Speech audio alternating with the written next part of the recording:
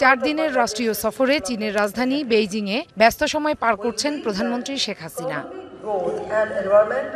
সফরের দ্বিতীয় দিনে বেইজিংয়ের শাংরি-লা সার্কেলে চীনের ওয়ার্ল্ড সামিট উইংয়ে বাংলাদেশ ও চীনের মধ্যে বাণিজ্য, ব্যবসা ও বিনিয়োগের সুযোগ সুবিধা বিষয়ক বিশ্ব সম্মেলনে যোগ দেন তিনি।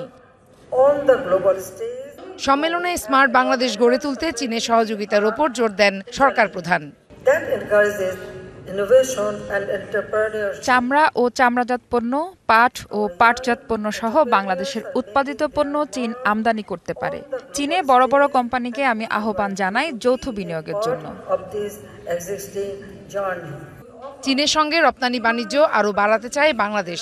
আশাবাদ ব্যক্ত করে প্রধানমন্ত্রী বলেন, বাংলাদেশে এখন বিনিয়োগের সুবর্ণ পরিবেশ রয়েছে। বাংলাদেশ ন্যায়সঙ্গত বাণিজ্যে বিশ্বাসী। এখন বাংলাদেশে বিনিয়োগের খুব ভালো সময়। বাংলাদেশ ও চীন কাঁধে কাঁধ মিলিয়ে কাজ করলে বড় সফলতা অর্জন সম্ভব।